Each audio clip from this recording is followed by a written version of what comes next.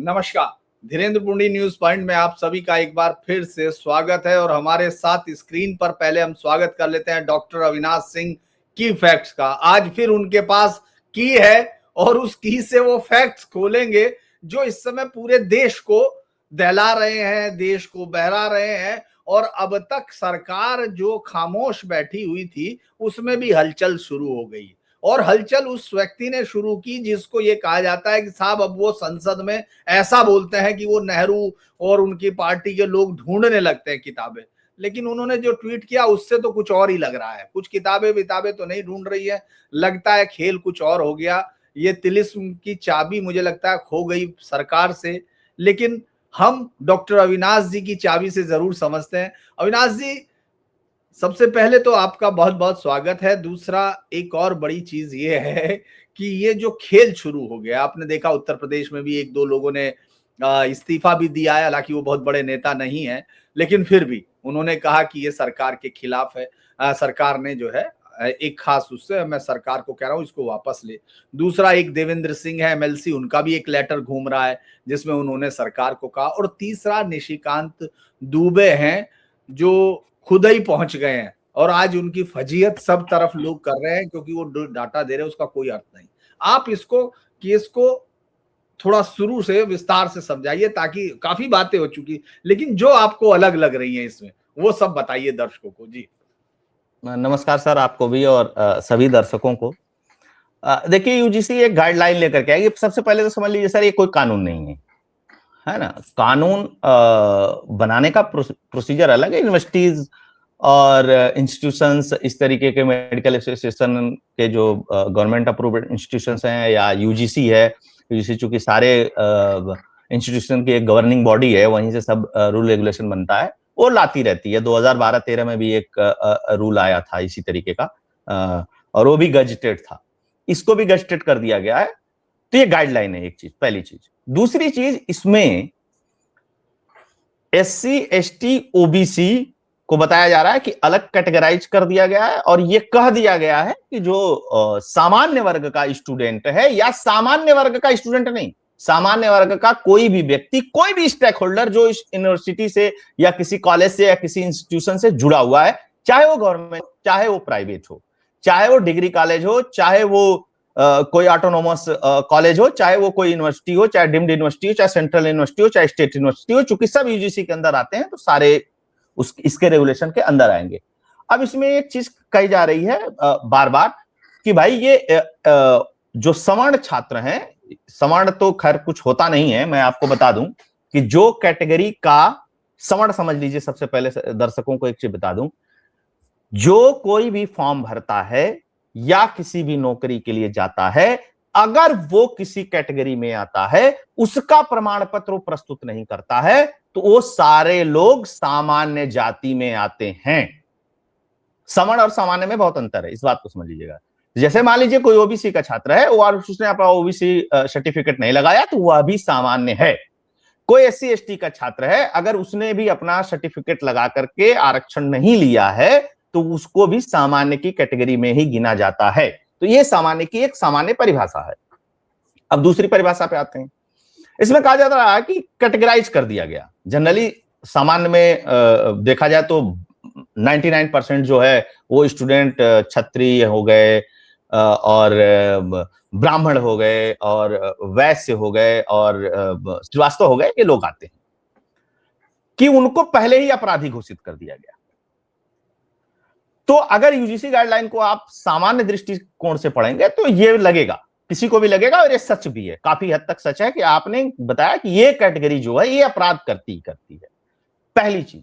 दूसरी चीज कि इस ड्राफ्ट को जिसने बनाया है उसको शून्य जानकारी है ना, मतलब उसको यूनिवर्सिटी कॉलेज की कोई जानकारी नहीं है। मुझको लगता है कि वो कुंजी उंजी लेकर के, नकल वकल मार करके पढ़ा हुआ व्यक्ति है। वो कितने बड़ा प्रोफेसर है मुझको इसको नहीं पता। वो ज्ञान गंगा वन गंगा आती है ना सब, वो कुंजी विकास उकास, वो पतली पतली आती है, अनसॉल्व्ड पेपर, वही वाला पढ़ करके पास हुआ है।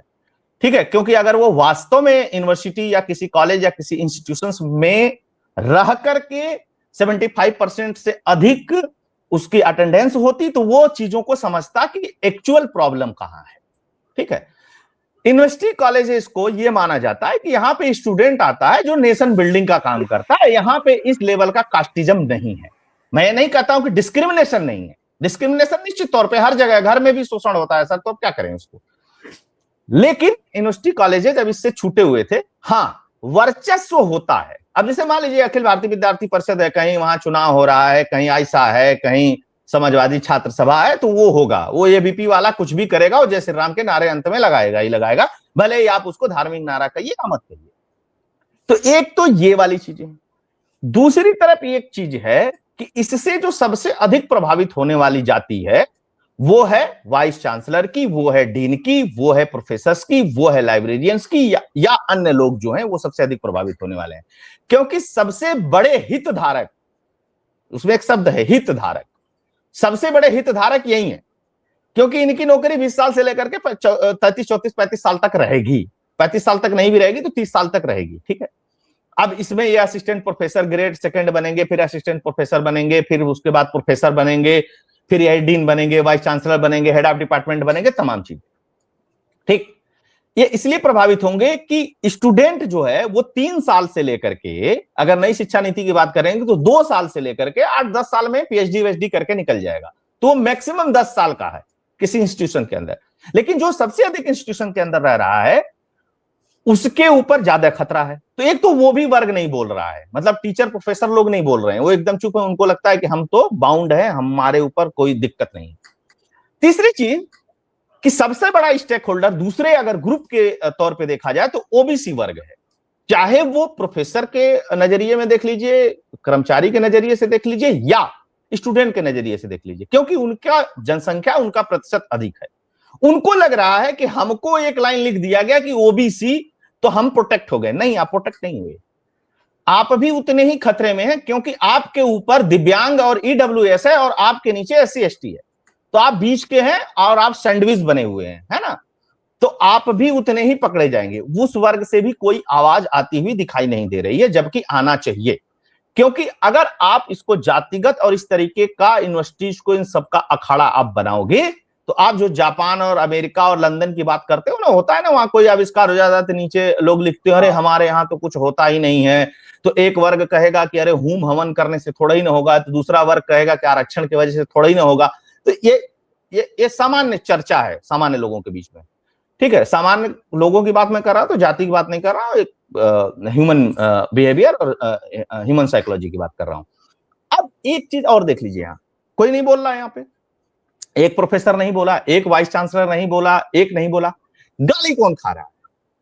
गाली खा रहा है जाति का नेता, ठीक, एमएलए खा रहा है, उसने इस कानून को बनाने में कोई योगदान नहीं दिया, ठीक। सांसद खा रहा है, उसने भी इस कानून को बनाने में कोई योगदान नहीं दिया। निश्चित तौर पे कमेटी में दिग्विजय सिंह वगैरह कई सारे सांसद थे, लेकिन वो प्रतिशत बहुत कम है। इसको बनाने में 3 लोगों की महत्वपूर्ण भूमिका है। धर्मेंद्र प्रधान जो शिक्षा मंत्री हैं, वैसे तो वो ओबीसी में आते हैं, लेकिन उड़ीसा में उनको एक क्षत्रिय जाति का रुतबा प्राप्त है, ठीक। दूसरे बनाने वाले हैं इससे पहले के अरविंद कुमार जो यूजीसी के चेयरमैन थे, वो पंडित जी हैं। वो कहां से आते हैं? तेलंगाना से आते हैं। और वर्तमान में जो हैं वो जोशी साहब हैं, वो भी पंडित जी हैं। तो एक चीज तो ये कि इन लोगों को कुछ दिखाई दिया कि नहीं दिखाई दिया। चलो धर्मेंद्र प्रधान को मान लेते हैं कि 10-12 पास होंगे, बीए होंगे, एमए होंगे, इतना उनको नहीं समझ होगा। लेकिन ये जो वाइस चांसलर थे, पहले अलग अलग यूनिवर्सिटीज में, अलग अलग इंस्टीट्यूशन में काम किए हुए थे, ये जो यूजीसी के चेयरमैन थे, क्या उनको भी समझ में नहीं आया? अच्छा, नहीं आया, चलिए कोई बात नहीं। 1 साल पहले इसका नोटिफिकेशन जारी हुआ था कि इस पे सब लोग अपनी अपनी राय रखें। राय किससे ली गई? क्या राय देने वालों में एक्चुअल हितधारक थे? अगर थे तो उनसे भी सवाल पूछा जाना चाहिए कि भाई तुमने क्या राय दिया, उसको सार्वजनिक किया जाए। दूसरी चीज, दूसरे जो हितधारक हैं यूनिवर्सिटीज के प्रोफेसर और इस तरीके के लोग या सामाजिक विज्ञान के जानकार लोग, उनको भी पूछा जाए कि तुमने कौन सी राय दी थी भाई, क्या वही राय सरकार ने मानी या अपने से कोई राय मानी है? एक तो ये इस चीज का क्लियरेशन होना चाहिए, क्लियरिफिकेशन होना चाहिए। एक चीज और था, जो 2012 में 13 में जो रेगुलेशंस आया था, उस समय मनमोहन सिंह की जब सरकार थी, तो उसमें एक और क्लॉज था। क्लॉज ये था कि अगर कोई गलत सूचना देता है तो उसको भी दंडित किया जाएगा, उसको भी दंड दिया जाएगा। ये था प्रावधान, उसको हटा दिया गया। उसको हटा दिया गया। यानी मतलब आप किसी के खिलाफ किसी को आरोप लगाने के लिए लाइसेंस कर दिए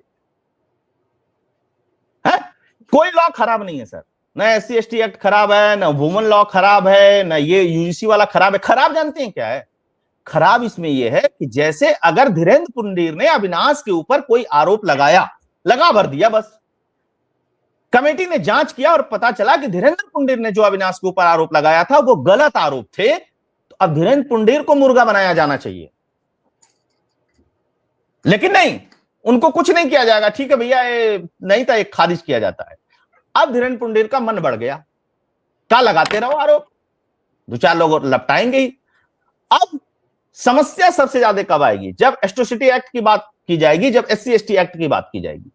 उसमें वैलिडेट होगा ये कानून किसके द्वारा? जो प्रोफेसर्स, जो टीचर्स, इन लोगों का जो कमेटी बनेगा वो इसको वैलिडेट करेगा, तो इनके पास हो जाएगा गवाह। और जब गवाह हो जाएगा तो इसमें बनेगा पुलिस केस, और जब वो पुलिस केस बनेगा तो वो सबके ऊपर बनेगा जो SC/ST से बाहर हैं। अब इस चीज को समझिएगा, चाहे वो दिव्यांग हो, चाहे EWS हो, चाहे वो सवर्ण हो, चाहे वो OBC हो। तभी बहुत लोगों को लग रहा है कि उसमें एक लाइन डाल दिया तो एक। दूसरी चीज कि अधिकतम क्या होगा सवर्ण छात्रों के साथ या सामान्य छात्रों के साथ? 200, 500, 1000, 2000 का जुर्माना लगेगा। पहली बार तो डांट डपट के छोड़ देंगे, दूसरी बार इसमें जुर्माना लगेगा, तीसरी बार हो सकता है कि यूनिवर्सिटी से निकालने जैसी कोई बात हो, या परीक्षा में नहीं बैठने देने की बात हो, या 10 दिन, 15 दिन, 7 दिन, 8 दिन, 15 दिन का सस्पेंशन होगा, या 1 महीने का सस्पेंशन होगा, या जो भी हो। क्योंकि ये होता है, सामान्य तौर पे भी हो जाता है कि अगर किसी स्टूडेंट ने बदतमीजी की है तो उसको प्रोफेसर कहते हैं कि 15 दिन के लिए तुम सस्पेंड हो, नोटिस बोर्ड पे एक चिट्ठी लगा दी जाती है। देखिए सर, क्योंकि ये लॉ ऐसा नहीं है जिस तरीके से सोशल मीडिया पे लिखा जा रहा है, ये भी समझिए। मैं सारी बातें क्यों कर रहा हूं? क्योंकि क्लियर होना चाहिए मसला, ये है ना? झंडा उठा करके सिर्फ कह देने से नहीं हो जाएगा। अच्छा, मैंने कभी एक भी OBC व्यक्ति को इस लॉ का विरोध करते हुए नहीं देखा। अच्छा आप बताइए, SC/ST एक्ट है, इसमें पुलिस को बुलाने की भी बात कही गई है कि अगर कोई क्रिमिनल ऑफेंस बनता है तो पुलिस आएगी, आएगी। SC/ST में तो आएगी, क्लियर लॉ है इस देश के अंदर। OBC में कौन सा लॉ है सर? बाहर पुलिस के पास कोई लॉ है इस देश की पार्लियामेंट ने कोई पास किया है कि जेल भेज देंगे? अगर किसी OBC वाले व्यक्ति को कुछ कह दोगे, उसको जाति सूचक भी कोई बात कह दोगे, तो आप उसको जेल भेज देंगे? नहीं है। तीसरी, इस गाइडलाइन में सबसे बड़ी मिस्टेक है, महिलाओं के लिए कोई प्रिविलेज नहीं अलग से।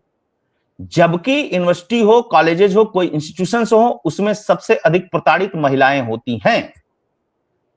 कोई है प्रावधान अलग से महिलाओं के लिए? नहीं है। उनको भी उसी में घसीट दिया गया है।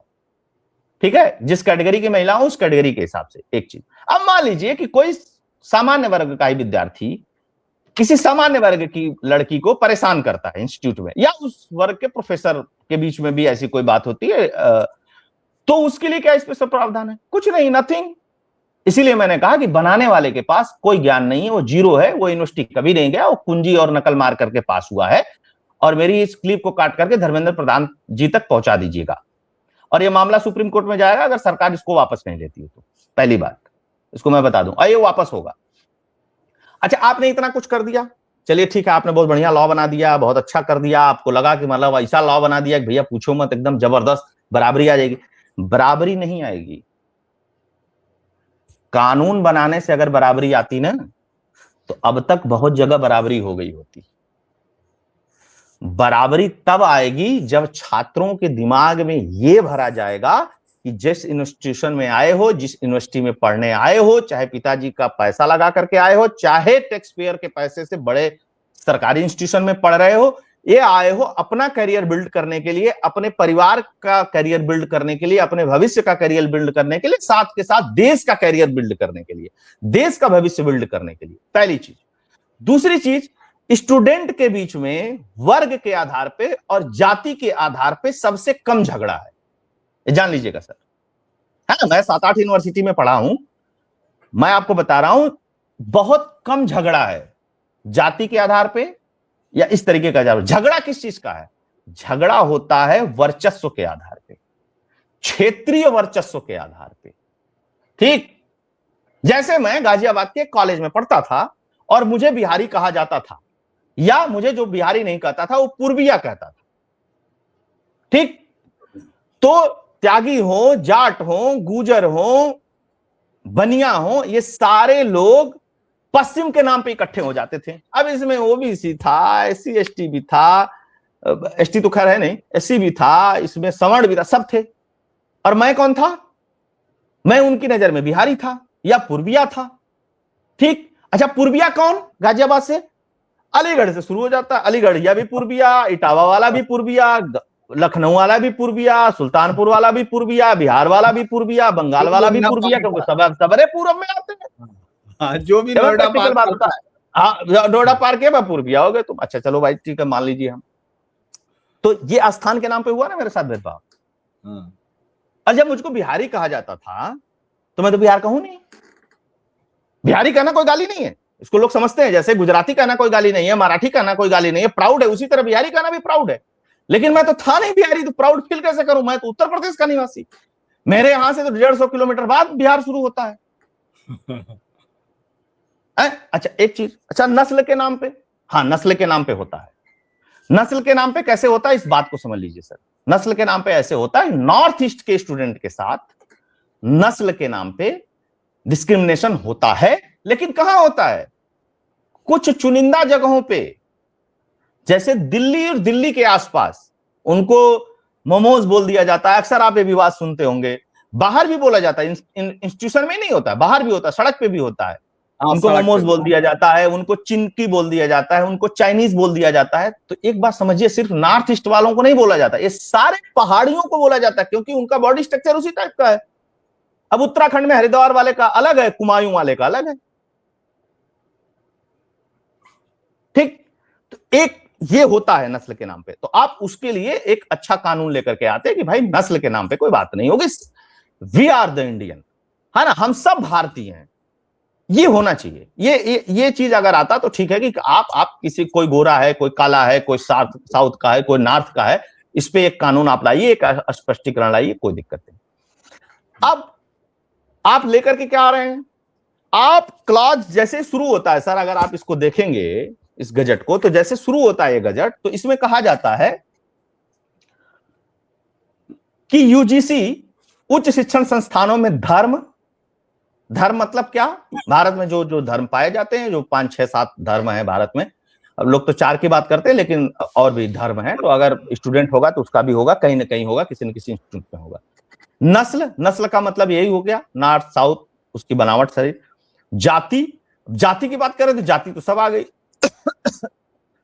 लिंग के आधार पे मतलब स्त्रीलिंग, पुल्लिंग और दूसरा ट्रांसजेंडर की बात कर रहे हैं यहाँ पे। जन्म स्थान के आधार पे जैसे मुझको पूर्विया कहा जाता था या मुझको बिहारी कहा जाता था। ठीक है, और भी लोगों को अलग अलग चीजें कही जाती हैं। दिव्यांगजन, इनके विरुद्ध भेदभाव के उन्मूलन के प्रति प्रतिबद्ध है। यानी कि पहली लाइन जब आप पढ़ेंगे इस गाइडलाइन की, तो आपको लगेगा कि सारे स्टूडेंट की बात कर रहा है, सबकी बात होगी ना यहां पे सर। कोई जाति कास्ट कुछ नहीं लिखा हुआ है। ठीक, महिला पुरुष सब ट्रांसजेंडर है, सब ट्रांसजेंडरों को पहले अधिकार नहीं मिलता था, अब मिलने लगा है। लेकिन फिर आप पढ़िए 2 नंबर पे उद्देश्य लिखा हुआ है। उद्देश्य में क्या कहते हैं कि धर्म, नस्ल, जाति, लिंग, जन्म स्थान, दिव्यांगता के आधार पे अनुसूचित जाति, जनजाति, सामाजिक और शैक्षणिक रूप से पिछड़े वर्ग यानी पिछड़ा ओबीसी, आर्थिक रूप से कमजोर वर्ग यानी ईडब्ल्यूएस, दिव्यांगजन अथवा इनमें से किसी भी सदस्य के विरुद्ध भेदभाव का उन्मूलन करना उच्च शिक्षण संस्थानों के हितधारक के लिए महत्वपूर्ण होगा। यानी कि आपको भेदभाव का उन्मूलन एससी एसटी में करना है, ओबीसी में करना है, ईडब्ल्यूएस में करना है और दिव्यांगजनों में करना है, बस। ठीक, अब यहां पे क्या चीज छूट गई? सवर्ण छूट गए। आप पहली लाइन में लिख रहे हो कि जाति के आधार पे, दूसरी लाइन में लिख रहे हो कि कैटेगरी के आधार पे। आप पहले ये डिसाइड कर लो यूजीसी के इस गाइडलाइन को बनाने वाला है, और जिसको चाहिए वो मेरा नंबर अवेलेबल है, मैं उसके साथ डिबेट करने के लिए सुप्रीम कोर्ट, हाई कोर्ट, जिस कोर्ट में जाना चाहे, जहां जाना चाहे, जिस मंच पे बुलाना चाहे, मैं तैयार हूं। उससे बस यही सवाल पूछूंगा कि जब भैया तुमने धर्म, नस्ल, जाति, लिंग, स्थान, दिव्यांगता लिख दिया, तो ये फिर से विशेष रूप से लिखने की क्या जरूरत थी? अच्छा, आप इसमें देखिए समस्या क्या है, विशेष रूप से। अच्छा, विशेष रूप से कंपल्सरी भी नहीं होता है। जैसे होता है ना कि आप रिश्तेदारी में गए, ठीक, तो 2 तरीके के 3 तरीके के दामाद होते हैं। एक दामाद होता है जो फूफा बन गया रहता है, वो सबसे ओल्डर दामाद होता है, तो उसकी इज्जत कम होती है। एक दामाद जो होता है वो जीजा होता है, ठीक है, थोड़ी लंबी शादी हुई होती तो कोई दिक्कत है। एक नया नया वाला रहता है, तो जो नया नया वाला रहता है उसके लिए स्पेशल व्यवस्था, स्पेशल सारी चीजें, उसको 4 लोग पूछते हैं, 4 लोग उसके साथ हंसी ठिठोली करते हैं, वो बड़ा मान सम्मान होता है। फूफा कुड़ता है, तो होता क्यों है, लोग कहते हैं नए रिश्तेदार हैं, थोड़ा इनका विशेष ध्यान रखना।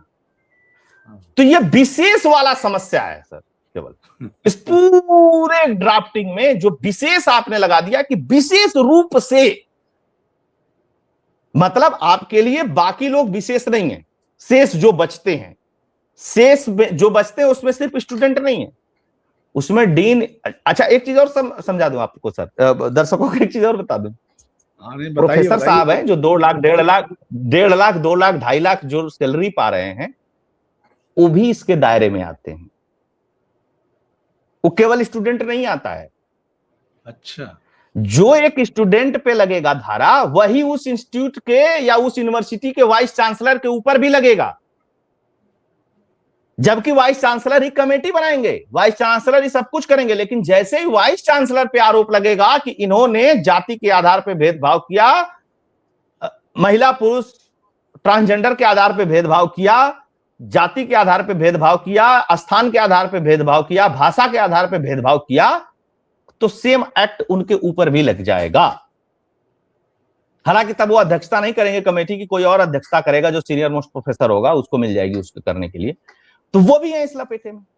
तो अच्छा, उस लपेटे में सिर्फ स्टूडेंट ही नहीं आएगा आरोप लगाने वाला। आरोप लगाने वाला कोई प्रोफेसर भी हो सकता है, विजेंद्र चौहान जैसा, जो बता देगा सवर्णों ने चैट जीपीटी बनाया है, वो प्रॉम्प्ट वही लिख देते हैं, इसलिए चैट जीपीटी सवर्ण हो गया। मतलब आप समझिए इस चीज को, है ना। मान लीजिए दूषित मानसिकता का कोई भी व्यक्ति किसी पे भी आरोप अगर लगा देता है तो क्या होगा। अच्छा, पॉलिटिक्स सबसे अधिक कहां होती है? देखिए बहुत सारे राज्यों में तो छात्र राजनीति बंद हो गई। सबसे ज्यादा इस देश में पॉलिटिक्स 2 जगह होती है सर। एक इंस्टीट्यूशंस में, वो कॉलेज स्कूल कुछ भी मान लीजिए, प्राइमरी विद्यालय से शुरू करिए, आप डिग्री कॉलेज और यूनिवर्सिटी तक चले जाइए, वहां होती है। एक तो टीचर के द्वारा, ठीक, क्योंकि ये भारत की राजनीति से डायरेक्ट जुड़े हुए हैं, जनगणना से लेकर मतगणना तक, वोटर से लेकर के सारा काम ये करते हैं, तो ये बहुत अच्छी तरीके से जुड़े हुए हैं, ठीक है। उससे दूसरी होती है कचहरी में राजनीति, ठीक है। और राजनीति में यही दोनों वर्ग हावी है। अगर आप उठा करके देखेंगे, अब थोड़ी बहुत ब्यूरोक्रेसी भी उसमें आ रही है, तो राजनीति में यही 2 वर्ग हावी है। और इन 2 वर्ग को सबसे मजबूत माना जाता है जब तक से देश आजाद हुआ, एक वकील वाला और एक टीचर वाला, और बड़ा रिस्पेक्टेड तरीके से माना है। आज भी किसी प्रोफेशन का रिस्पेक्ट है तो यही दोनों प्रोफेशन का रिस्पेक्ट है। एक वकील साहब लोगों का, अगर आप नहीं करेंगे तो करवाई लेंगे, जैसे अभी टोल प्लाजा वाला आपने मैटर देखा, और टीचर है तो वो है ही, है ना। अब आप समझिए एक तीसरा वर्ग आ गया, ब्यूरोक्रेसी भी इसमें आ रही है। मैं ये बात क्यों बता रहा हूं, क्योंकि समझना बहुत जरूरी है। और चौथा वर्ग, जिसकी वजह से ये तीनों गाली सुनते हैं, जो चोर उचक्के ठेकेदार ऐसे वैसे दाएं बाएं वाले जो राजनीति में आते हैं। अब जरूरी थोड़े राजनीति में सब उचक्के हैं, लेकिन एक मुख्तार आएगा, एक अतीक आएगा, एक इस तरीके का कोई ठेकेदार आएगा, एक और भी बहुत सारे लोग हैं इस तरीके के माफिया लोग आएंगे, तो उसके वजह सब नेता गाली सुनेंगे कि नेता चोरे होता है, नेता माफिया ही होता है, ठीक। उसी तरीके से यहां पे भी है, 2-4 लोग आएंगे, उससे सब गाली खाएंगे, जो कंट्रीब्यूट करने वाला है वो भी गाली खाएगा। जबकि इंस्टीट्यूशंस क्या होना चाहिए, आप जातिगत भेद मिटाना चाहते हैं, आप हिंदू एकता की बात करते हैं, आप तमाम तरीके की चोचलेबाजी करते हैं, तो आपको यह बात याद रहनी चाहिए कि इंस्टीट्यूशंस को इस तरीके के भेद से दूर रखिए। हां, SC ST के साथ अगर कुछ होता है तो उसके लिए ऑलरेडी कानून है, कोई किसी का सर फोड़ देगा उसके लिए ऑलरेडी कानून है। रेगुलेशंस में हर स्टूडेंट के साथ एक शपथ पत्र, इसमें भी शपथ पत्र एक लिया जाएगा, ध्यान रखिएगा। इस रेगुलेशन के हिसाब से जब स्टूडेंट पढ़ने जाएगा तो उससे एक शपथ पत्र लिया जाएगा कि तुम इस तरीके का कोई भी कारगुजारी नहीं करोगे यूनिवर्सिटी के अंदर। लेकिन मान लीजिए सर, किसी छात्र के साथ, किसी छात्रा के साथ कुछ ऐसी चीज हो जाती है तो स्टूडेंट धरना प्रदर्शन प्रोटेस्ट करता है, या खाना खा रहा है, वो कैंटीन में अक्सर प्रॉब्लम होती है, अक्सर लड़ाई झगड़ा होता है कि खाना खराब है, दाल खराब है, रोटी ठंडी है, सब्जी बढ़िया नहीं दिया, उसमें कीड़े पड़ गए, टेस्ट नहीं आ रहा, अक्सर होता है। वहां मार पिटाई हो गया, मान लीजिए खाना बनाने वाला किसी अन्य समुदाय से निकला या अन्य वर्ग से निकला, तो फिर क्या होगा? मान लीजिए वाइस वर्सा हो जाए, मान लीजिए स्टूडेंट है जो खाना खाने वाला है वही किसी वर्ग से निकला और जो वहां बनाने वाला है किसी और वर्ग से निकला, तो उसका तो जीवन चला जाएगा। ठीक है, जबकि सामान्यतः यूनिवर्सिटी कॉलेजेस में बोल चाल झगड़ा गाली गलौज सब होता रहता है, ठीक है ना, स्टूडेंट के बीच। कॉमन आपस में बहुत होता है। हाँ, अब आपने एक चीज कवर ही नहीं किया, लड़के सबसे ज्यादा मार तो गर्लफ्रेंड के लिए करते हैं, तो उसको भी कवर करना चाहिए था, आप लोग विद्वान थे तो। मैं बहुत लेमन भाषा में बता रहा हूं सर। हाँ, सबसे ज्यादा झगड़ा होता है इस बात के लिए। उसके बाद झगड़ा होता है कि ये मेरे जाति वाली है, मेरे मोहल्ले वाली है, तो फिर ये मेरे क्षेत्र वाली है। आपने उस पर क्या बनाया? कुछ नहीं, नथिंग, 0 बटा सन्नाटा, क्योंकि आपको ज्ञान ही नहीं है कि समस्या क्या है। आप महिलाओं के लिए अलग से प्रिविलेज वाला बनाते हैं, इसमें किसी को प्रॉब्लम नहीं होती। किसी भी लड़की के साथ, किसी भी महिला के साथ इस तरीके का कोई भी अभद्रता नहीं होना चाहिए, नहीं तो उसके खिलाफ कठोर कार्रवाई होगी। तो ये है इसका पूरा का पूरा सार। बस एक चीज विशेष रूप से जो लिख दिया गया वो खराब है, वो बेकार है। दूसरी, ओबीसी के लिए कोई भी ऐसी गाइडलाइन इस देश के बीएनएस में नहीं बनी हुई है, या पहले सीपीसी, आईपीसी, सीआरपीसी जितने भी लॉज थे उसमें नहीं बना हुआ है, कहीं भी क्रिमिनल लॉ में नहीं लिखा हुआ है कि ओबीसी के साथ कुछ ऐसा होता है तो उसमें जेल चले जाओगे, अब फलाना हो जाएगा, ढिकाना हो जाएगा, फांसी पर लटका दिया जाएगा, ऐसा कुछ नहीं। वही 200, 500, 1000, 2000 का जुर्माना लगेगा। मानसिक प्रताड़ना हो सकती है, जो छात्र मजबूत नहीं होगा इस सब चीजों को झेले। अब इसे हम लोगों पे बहुत फर्क नहीं पड़ता था, हम लोग जब पढ़ते थे तो लड़ाई झगड़े से बहुत डरते वरते नहीं थे। लेकिन बहुत से ऐसे स्टूडेंट हैं जो कॉन्वेंट से आते हैं निकल करके, वो आज तक वो इतने सोफिस्टिकेटेड है बेचारे कि मतलब मैं उनको देखता हूं तो मुझे कभी कभी उनके जीवन शैली पे तरस भी आता है। वो इतने सोफिस्टिकेटेड हैं कि वो कॉपी भी खरीदते हैं तो मम्मी पापा से 3 बार फोन लगा करके पूछते हैं, मम्मी नीली वाली ले लूं कि पीली वाली ले लूं? उनके लिए तो इंडस्ट्री में बहुत घातक हो जाएगा, कंप्लेन होगी तो। मानसिक तौर पे समझिए सर, वो जेल नहीं जा रहा है। कोई ओबीसी अगर कर रहा है तो जेल नहीं जा रहा है, और एससी एसटी करेगा तो जेल जाएगा, तो उसके लिए इस यूजीसी में कोई कानून नहीं है, वो पहले से ऑलरेडी कानून है, वो उसी के तहत जाएगा। तो आप बना क्या रहे हैं और किस लिए? छात्रों में विभाजन करने के लिए। अच्छा, दूसरी बात है कि अब सब लोग अपने अपने बैग में सर्टिफिकेट लेकर के घूमेंगे, है बेटा हमसे कुछ मत बोलना है, सर्टिफिकेट देख रहा है हमारे पास ये वाला है। अच्छा, तुम्हारे पास ईडब्ल्यूएस है ना भाई, ऐसे मत बोलो। अच्छा, मान लीजिए कि 2 ईडब्ल्यूएस से बाहर वाले 2 ठाकुर ही आपस में लड़ गए, तो कौन सा ला लगाओगे इसमें? कौन सा ला लगाओगे? 2 ब्राह्मण लड़ गए या ठाकुर ब्राह्मण लड़ गए, तो कौन सा ला लगाओगे? या यादव गुजर लड़ गए, जाट गुजर लड़ गए आपस में, तो कौन सा ला लगाओगे? क्या लगाओ? क्या है इसमें तुम्हारे इस यूजीसी वाले ड्राफ्ट में जो आपने बनाया या जो भी गाइडलाइन बनाई? कुछ नहीं है, नथिंग। आपने जब ये कह दिया कि जाति के नाम पे नहीं होगा, तो आपने तो इनको विशेष में शामिल ही नहीं किया। मतलब 2 ठाकुर लड़ जाए आपस में, पंडित जी लोग लड़के मर जाए, हमारे उनके लिए कोई विशेष सुविधा नहीं है। आपने कह दिया कि गाइडलाइन बना दो। सिविल बॉडी कोई भी क्रिमिनल गाइडलाइन या कानून नहीं बना सकती है। संविधान पढ़िए इस, सभी लोग जाके। तो अब ये बात, अच्छा इसमें जो जुर्माना है उसका कोई लिमिट तो नहीं बताया या कुछ तय किया या नहीं? वो बॉडी तय करेगी ना। आप जुर्माना, सर देखिए एक चीज और मैं बता दूं, एक सामान्य तरीके का लॉ है। एक सुप्रीम कोर्ट की बहुत पुराना एक केस था, उस केस में देखिए मैं उसको भूल रहा हूं, तड़वा, सलीम तड़वा, पायल सलीम तड़वा और दोनों। उसमें नहीं, उसमें जुर्माने का एक तरीका बताता हूं कि जुर्माना 10% से कम नहीं हो सकता, 50% से अधिक नहीं हो सकता, जितना वो फीस जमा करता है या जितना वो पैसा इन्वेस्ट करता है। ठीक है, तो यहां तो जुर्माना अलग अलग हो जाएगा, या जितना सब लोग आपसी सहमति से तय कर लें कि कितना जुर्माना होना चाहिए। तो आज तक करोड़, 5 लाख, 10 लाख का जुर्माना तो सुप्रीम कोर्ट नहीं लगा पाती है। आप समझ रहे हैं? तो यहां कितना बड़ा जुर्माना लग जाएगा। ऐसे ही रखोगे आप 500, 1000, 2000, 5000, इससे ज्यादा जुर्माना रखोगे नहीं, पैसे वाला जुर्माना लगेगा और कुछ तो लगेगा नहीं, या रिस्ट्रिकेट कर दोगे आप कि भैया 15 दिन तुम यूनिवर्सिटी हॉस्टल में नहीं रहोगे, बस दैट्स इट। वो पहले भी होता था, वो इंस्टीट्यूशंस अपनी गाइडलाइन बना करके कर लेते थे। रैगिंग वाला जब नियम आया था 2012-13 में, जब मनमोहन सिंह की सरकार थी, तो उसमें तो ये सारे प्रावधान थे ही थे। अब रैगिंग नहीं कर सकते हो, आप फलाना नहीं कर सकते हो, पकड़े जाओगे तो हो जाए, तो एंटी रैगिंग स्क्वाड बनता था, उसमें टीचर भी होते थे, स्टूडेंट भी होते थे, सारी चीजें होती थी। वो तो है नहीं इस गाइडलाइन में।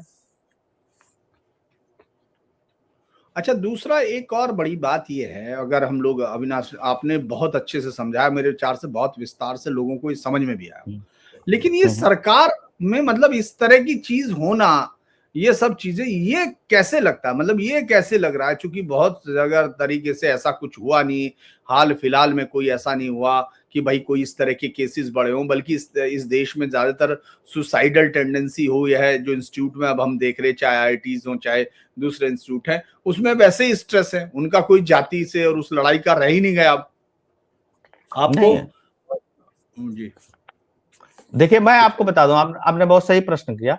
मैं एक चीज मैं बता दूं, कहीं है नहीं। बेसिकली अब क्या होगा कि इंस्टीट्यूट में घुसते ही स्टूडेंट अपना सर्टिफिकेट लेके घुसेगा, ठीक। जिसको पॉलिटिक्स करना है या टारगेटेड पॉलिटिक्स करना है या फेमस होना है, वो लोग इस चीज को यूज करेंगे। क्योंकि ऐसा नहीं कि सिर्फ आईआईटीज में ये लागू हो रहा है या एनआईटीज में लागू हो रहा है या बड़े मेडिकल इंस्टीट्यूशन में, दिल्ली यूनिवर्सिटी में, सब जगह लागू हो रहा है। वो तो आपके गांव में जो खेत में बना हुआ डिग्री कॉलेज है उसमें भी लागू है, ठीक। अब उसमें लागू है, मान लीजिए कि उस गांव के इर्द गिर्द ऐसे डोमिनेटिंग कास्ट की आबादी अधिक है कि भैया कॉलेज के अंदर तो पीटेंगे पीटेंगे, जब साइकिल लेकर के, मोटरसाइकिल लेकर के उसके बाहर निकलोगे तो बाहर भी मारेंगे। आप क्या करेंगे उस केस में? क्यों कॉम्प्लिकेटेड बनाना? इस देश में इतना मोटी किताब है लॉ की, न्याय आज तक तो घंटा मिल ही नहीं पाया। 15 करोड़ एक जज के घर मिलता, आप न्याय कर ही नहीं पाते हो यार। इंस्टीट्यूट में चल रहे हो, वहां जहां बच्चे पढ़ रहे हैं, जहां भारत माता के जय के नारे लग रहे हैं, जहां बच्चे पढ़ रहे हैं, 2-4 ठो होंगे लफंडर, वो हर जमाने में रहे हैं, आज ही थोड़े ही रहे हैं। पेरियार हमारे जमाने में थोड़े पैदा हुआ, तुम्हारे जमाने में पैदा हुआ था ना। बताइए, हमारे जमाने में तो देश नहीं बटा, तुम्हारे जमाने में बटा। जिस जमाने में बताते हो कि भेदभाव नहीं था, बहुत बड़ा समरसता बैठती थी, जमुना गंगा बहती थी, कब बटा देश? अटल जी के जमाने में बटा कि मोदी के जमाने में बटा? जब बताते हैं ना कि अरे तो सब मुसलमान भी तो राम राम कहते थे, सब हिंदू भी एकदम सब बड़ा समरसता के साथ रहते थे, बट गया देश। हमारे जमाने में तो मलियाना नहीं हुआ, हमारे जमाने में तो भागलपुर नहीं हुआ। जब तुम्हारी समरसता बह रही थी, जब कुल गजल गायकी इस देश में चल रही थी, अब बढ़िया मंचों से बड़े बड़े कवि लोग एकदम देश बुलंदी की बात करते थे, भाईचारा की बात करते थे, तभी तो हुआ सब कुछ देश में। और जबकि सोशल मीडिया भी नहीं था इतना, कैसे हो गया? मैं बहुत सुनता हूं टीवी पे लोगों को, आएंगे लोग कहेंगे कि बड़ा सेकुलरिज्म था, नेहरू ने एक ऐसा देश बिल्ड किया था जिस देश में सब लोग बड़े शांति से रहते थे। ये भाजपा जब से आए हैं तब से सब कुछ बड़ा गड़बड़ चल रहा है देश के अंदर, बड़ा तनाव है, बड़ा स्ट्रेस है। मान लिया भाई, मान लेते, आप सही कह रहे हैं तो आप जवाब दे दीजिए।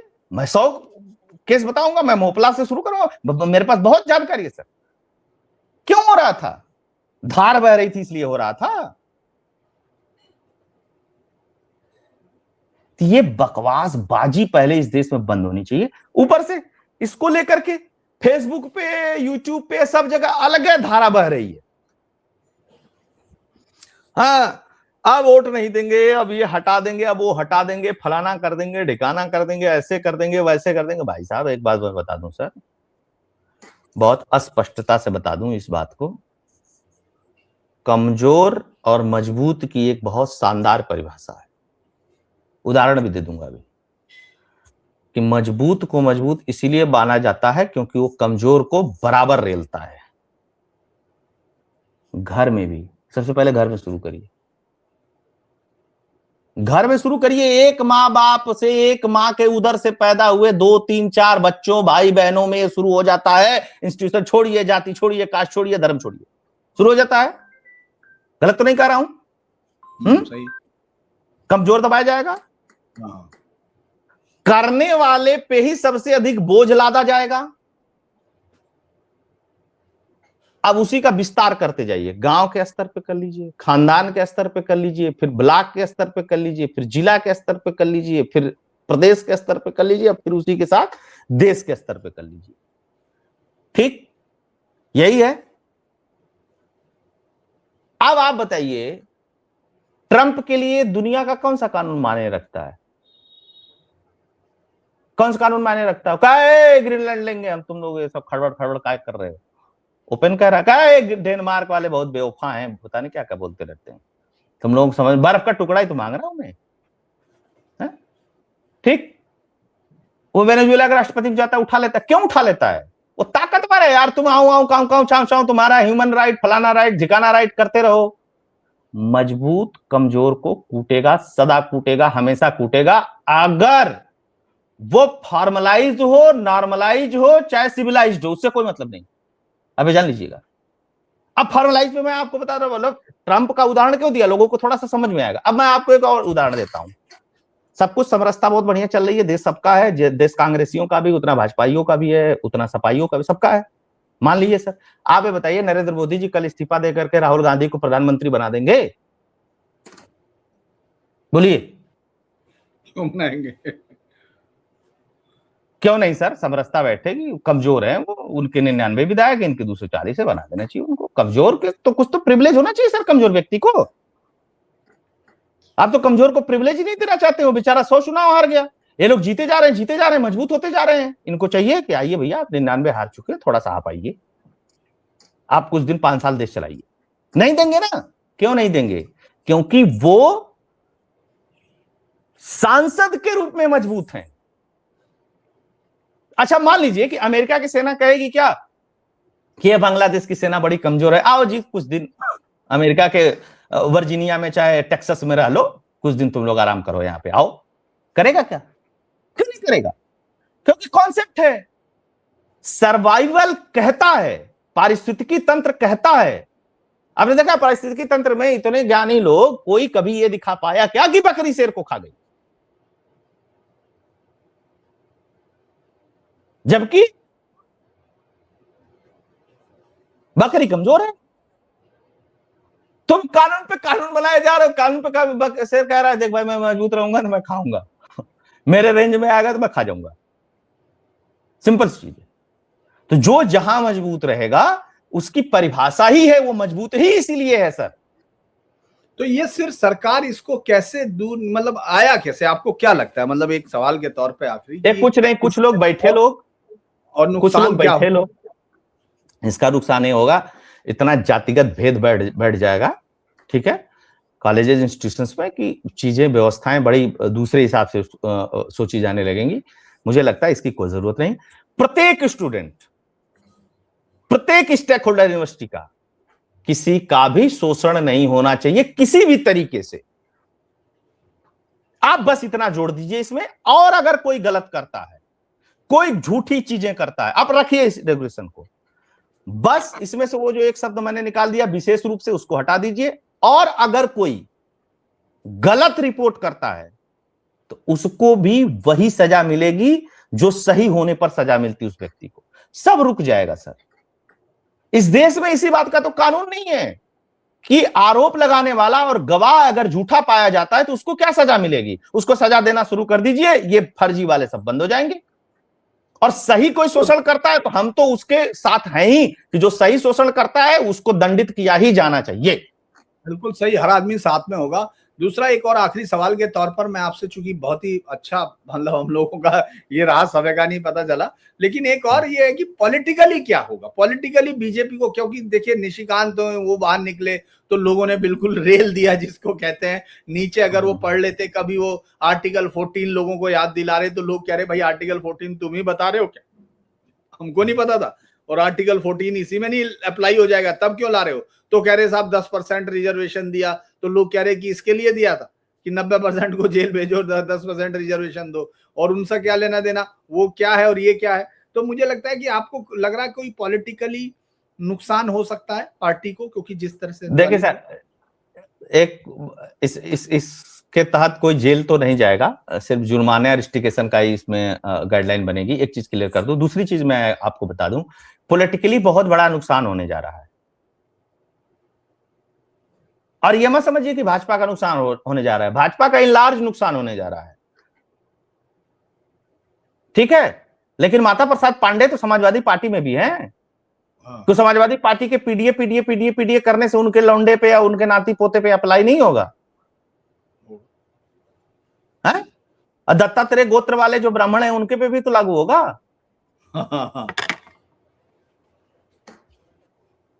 और इस ड्राफ्टिंग कमेटी के चेयरमैन थे दिग्विजय सिंह, उनके लौंडे पे भी तो लागू होगा। उनके लौंडा मान लीजिए पढ़ लिख करके उनका लड़का निकल गया होगा तो कम से कम उनके नाती पोते पे भी तो लागू होगा। लागू तो कमलनाथ पे भी होगा, नहीं होगा? तो लागू तो बहुत लोगों पे होगा। तो फिर जिस पे लागू होगा तो सब जगह के लोग तो सबसे बदला लेने की कोशिश करेंगे ना फिर पॉलिटिकली। अन्यथा क्यों नहीं बोल रहे हैं? आप छोड़ के जाएंगे कहां?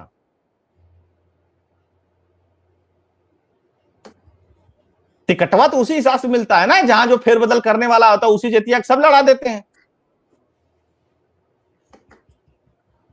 गलत तो नहीं कह रहा हूं मैं सर? नहीं, उसी का जाति का कास्ट का देखते हैं। गाजियाबाद में सांसदी का चुनाव कौनो ठाकुरे लड़ेगा, अरे बनिया लड़ेगा। गलत नहीं कह रहा हूं? तो किसको दोगे वोट? उधर से भी वही आएगा, इधर से भी वही आएगा, तो किसको दोगे? तो कुल मिला के आपको लगता है कि इससे बहुत बड़ा चुनावी तौर पर नहीं होगा नुकसान, ये कहना चाहते? चुनावी तौर पे नुकसान का पार्टी शिफ्ट हो सकता है, जातिगत पार्टी पे शिफ्ट हो सकता है। लोग बीजेपी से नाराज होंगे, जो उनके कोर वोटर हैं, जो उनकी आइडियोलॉजी से बिलोंग करते हैं, जो चीजों से बिलोंग करते हैं, ठाकुर ब्राह्मण बनिया लाला इससे नाराज होंगे और इम्पैक्ट इससे पड़ सकता है। मैं इससे दो राय नहीं, लेकिन जाएंगे उधर ही घूम करके, मतलब इधर वाले को नहीं दे करके उधर वाले को दे देंगे, बस इतना ही फर्क पड़ेगा। लेकिन उससे आपकी स्थिति में कोई सुधार नहीं होने वाला है। एक चीज आप समझ लीजिए इसको। दूसरी चीज, हो सकता है कि मान लीजिए सरकार न बन पाए, उत्तर प्रदेश में न बन पाए और भी बहुत जगह न बन पाए इस कानून की वजह से, लेकिन जिधर बनेगी रिलीफ उधर से भी नहीं मिलना है। तो इसका तरीका क्या है? अब बहुत सारे लोगों ने मुझसे कहा ना सर, हेलो, हाँ सुनना है, बहुत सारे लोगों ने मुझसे कहा, हाँ बहुत सारे लोगों ने मुझसे एक बात कही कि डॉक्टर साहब ये कानून वानून तो चलिए ठीक है, अपनी जगह है, और एक बात बताइए कि इसका राजनीतिक रूप से तो जो इम्पैक्ट है वो भी चलिए अपनी जगह ठीक है, जो भी आएगा नहीं आएगा, लेकिन एक बात बताइए मुझको। मैंने कहा हाँ बताइए, पूछिए आप। प्राइवेट इंस्टीट्यूशन में इसको किस तरीके से लागू करवा पाएंगे आप? मैंने कहा कि आज के डेट में प्राइवेट इंस्टीट्यूशन में ये हालत है एट्रोसिटी एक्ट की वजह से कि बहुत सारे लोग कास्ट देख करके अब रिक्रूटमेंट करने लगे हैं, जो छोटे ग्रुप्स हैं, मतलब छोटी कंपनीज हैं जो 25-50 100 200 500 लोगों का काम करते हैं, क्योंकि मैनेजर जो है वो खुद ही कहता है कि भाई रख लोगे कोई बवाल होगा, अभी एक्ट लग जाएगा। बात समझिएगा इसको। इससे नुकसान किसका हो रहा है? इनलार्ज किसका नुकसान हो रहा है इससे? जिनको लग रहा है कि ना हमें तो भाई फलाना मिल गया, ठिकाना मिल गया, हम तो बहुत बड़े वाले बाहुबली हो गए। अरे भाई साहब कुछ नहीं बाहुबली हुए आप, अब बहुत गलत फहमी में जी रहे हैं। और कानून बना देने से अगर स्थितियां सुधरती तो सर इस देश में समानता कानून कितने दिन से है? भारत का संविधान कहता है कि प्रत्येक नागरिक भारत के लिए समान है, जो इस देश में सबसे बड़ा झूठ है। विधि के समक्ष समानता। दूसरा झूठ पूरे दुनिया में जो बोला जाता है कि पूरे दुनिया में जितने भी आदमी हैं और चाहे चीजें हैं चाहे देश हैं, वो सब बराबर हैं आपस में। कोई बराबर नहीं है। बराबर सिर्फ गणित में होता है और कहीं नहीं। बराबर और बराबरी सिर्फ मैथमेटिक्स में होता है, इसके अलावा कहीं नहीं। कहीं नहीं का मतलब सर ना, कहीं नहीं। नदी हो, तालाब हो, प्रकृति की चीज हो, अप्रकृति की चीज हो, फाइटर प्लेन हो, 2 पायलट चलाने वाले हो, 2 प्रोफेसर हो, 2 प्रधानमंत्री हो, बराबरी नहीं हो सकती। तुलनात्मक अध्ययन आप कर सकते हैं। मेडिकल साइंस में बराबरी नहीं हो सकती सर। एक ऑपरेशन सक्सेस होता है, दूसरे में पेशेंट मर जाता है, तीसरे में पैरासीटामोल में ठीक हो जाता है, और वो एक डॉक्टर दूसरे को पैरासीटामोल देता है, वो नहीं ठीक होता। क्या बराबरी करेंगे आप? जबरदस्ती बराबरी का हक चाहिए, बराबरी का हक चाहिए। हो ही नहीं सकता बराबरी का हक। आप अपने भाई को बराबरी का हक ही नहीं दे पाए क्योंकि वो आपसे बड़ा है, तो आपसे पहले पैदा हुआ है, कैसे बराबर होंगे? जुड़वा तो एक साथ पैदा नहीं होते, 2-3 मिनट का उसमें डिफरेंस हो जाता है। मुझे हंसी आती है सर, इस दुनिया में बड़े बड़े लोग बराबरी बराबरी बराबरी। अरे भाई, गणित के अलावा कहीं बराबरी और बराबरी नहीं होती। एक रॉकेट लॉन्च करता है वही डीआरडीओ, इसरो, सक्सेस हो जाता है, दूसरे में फेल हो जाता है। गजब आप बराबरी कर रहे हो। वहां फिजिक्स केमिस्ट्री तो बराबर नहीं हो पा रही, जो प्योर साइंस है। तुम यहां सोशियोलॉजी लिख दिए तो लॉजी लगा दिए, तो तुमको लगा कि विज्ञान हो गया। तुम साइकोलॉजी में लॉजी लगा दिए तो तुमको लगा कि विज्ञान हो गया। धन्य है पूरा दुनिया देश सर, जो हो नहीं सकता उसके तरफ दौड़ रहा है, जो हो सकता है उसके ऊपर कोई चर्चा नहीं है इस दुनिया में, इस देश में, इस प्रोफेसर लोगों के बीच में। आप क्यों बराबरी का इसी तरह बीच में नहीं चला था, महिला पुरुष बराबर है, महिला, अरे नहीं भाई, प्रकृति नेचर ने नहीं बनाया, तुम जबरदस्ती क्यों बराबर करने में लगे हो? जबरदस्ती बराबर करने में। सुप्रीम कोर्ट का अरे सेना में क्यों नहीं होनी चाहिए महिलाओं को अस्थायी कमीशन, क्यों नहीं मिलना? चले अस्थायी कमीशन आपने दिला दिया, सब कुछ दिला दिया, बढ़िया है, मिलना भी चाहिए, महिलाओं को अस्थायी कमीशन मिलना चाहिए, मैं उसके खिलाफ नहीं हूं। लेकिन आप अगर बराबरी के भाव से दे रहे हैं तो आप बेवकूफ हैं और लोगों को बना रहे हैं। कैसे बराबरी हो जाएगी सर? अब बताइए ना, अगर बराबरी होता तो रेप का केस पुरुषों के ऊपर ही क्यों लगता, महिलाओं के ऊपर क्यों नहीं लगता? क्या वो बिना असहमति के साथ किसी पुरुष के साथ इस तरीके का कृत्य नहीं कर सकती? लगाओ। अब बताइए, थाने में कितनी रपट लिखाया पुरुषों ने कि किसी महिला ने हमारे साथ रेप किया है? बताइए, निकालिए केस। क्या कोई महिला किसी पुरुष के साथ नहीं कर सकती जबरदस्ती? रेप का परिभाषा ये होता है जबरदस्ती संबंध बनाना। कैसे बराबर है यार? गजब की बात करते हो आप। चलिए, गाली दी जाती है जितनी, सब पुरुष आपस में गाली देंगे, महिलाओं को उद्धृत करते हुए, महिलाओं का नाम लेते हुए आप कह रहे हैं बराबर है। पुरुषों के ऊपर कितनी गाली बनी बताइए, क्यों नहीं बनी? आप जबरदस्ती कॉलेजों में बराबर कर देंगे, ये लॉ ला के बराबर कर देंगे, वो लॉ ला के बराबर कर देंगे, उन्मूलन कर देंगे, फलाना। अरे सर, ऐसे ऐसे शब्द हिंदी के लिखे ना, मुझे बहुत अच्छा लगा कि कम से कम इतना बढ़िया ड्राफ्ट बनाया हिंदी में, है ना। ट्रांसलेटर बहुत जोरदार था, इस बात को मानना पड़ेगा सर, है ना। ऐसे ऐसे शब्द लिखा है कि अधिनियम, विनिमय, ठीक है, निमित्त, बहुत दिन बाद सुनने को मिला, है ना। तो आधे तो बच्चे ही नहीं पढ़ पा रहे हैं। ई का बवाल लिखा है। सच बता रहा हूं सर, मतलब। और जिसे ऐसे ऐसे अब विधिक, अब लिखा है इसमें विधिक सेवा प्राधिकरण। अब लड़का चैट जीपीटी खोज रहा है, इक्का का मतलब होते बे। फोन करवा। चलिए, आज आपने जो है, गजब मुझे है। लगता है कि अविनाश जी ने बहुत ही शानदार तरीके से, और मुझे लगता है कि जितना मनोरंजन हुआ है सब लोगों का, उतना ज्ञान वर्धन के साथ हुआ है, क्योंकि बिल्कुल जमीनी जो भाषाई जो कॉलेजों में होता है उसके साथ यहाँ कोई हाँ, जो प्रैक्टिकल हम लोग देखते हैं वो सब बताया गया है। और जो राजनेता है उनको जरा समझ लेना चाहिए कि ये जो छुपे हुए मार्क्सिस्ट और तमाम लोग हैं, जरा उनसे सावधान रहे। वो सिर्फ कॉलेज में ही पढ़े हैं, वो कॉलेज का मतलब अपने घरों में और कुंजी से पढ़े हैं, तो कृपया करके उन लोगों से एक लाइन और बोलूंगा सर अंत में, हर वर्ग का स्टूडेंट ये समझ ले कि यूनिवर्सिटी और कॉलेजेस के अंदर किसी भी तरीके का भेदभाव जो है वो करते हैं प्रोफेसर लोग। स्टूडेंट की क्या औकात है सर, भेदभाव करेगा? प्रोफेसर करते हैं भेदभाव, जाति के आधार पे करते हो, वर्ग के आधार पे करते हो, चाहे किसी के आधार पे करते हो। मैं ताली ठोक के कह रहा हूं इस बात को। स्टूडेंट प्रताड़ित होता है प्रोफेसर से। आप जितनी भी घटनाक्रम देख लीजिए, उसमें स्टूडेंट से प्रताड़ित होने वाले कितने लोग हैं? बहुत कम होते हैं। उनका इंटरनल का मार्क्स काट लेगा, उनको बुक्स नहीं मिलेगी, कभी उनको नोट्स नहीं मिलेगा, कभी उनको इंटरनल में फेल कर दिया जाएगा। सब प्रताड़ना वहीं पे होती है। और वो मुस्कुरा रहा है, आओ बेटा आओ, बनाओ कानून तुम लोग, है। कमेटी में तो सबसे ज्यादा हम ही लोग हैं ना, है? तुम लोग तो 2 रहोगे, 2 स्टूडेंट, 2 मास्टर सबसे ज्यादा रहेंगे। आओ बना लो कानून तुम लोग, हम ही तय करेंगे ना कितना जुर्माना लगेगा। उधर कोई गाड़ी मोड़ ही नहीं रहा है।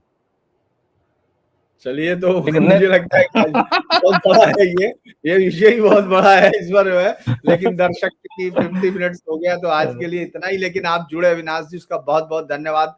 और तमाम दर्शकों को अनुरोध है, लाइक कीजिए, सब्सक्राइब कीजिए, शेयर कीजिए। और जो लोग की फैक्ट्स के नहीं है, वैसे ज्यादातर लोग उनको देखते हैं, क्योंकि मैं देखता हूं, जो नहीं है वो की फैक्ट्स पर जाइए और इसी मनोरंजक स्टाइल में गंभीरता को कैसे समझा जा सकता है, मतलब चीजों तक कैसे पहुंचा जाता है, वो देखिए। आप सब जुड़े, उसके लिए बहुत बहुत धन्यवाद। फिर बहुत बहुत धन्यवाद सर। धन्यवाद डॉक्टर साहब, आपका बहुत बहुत।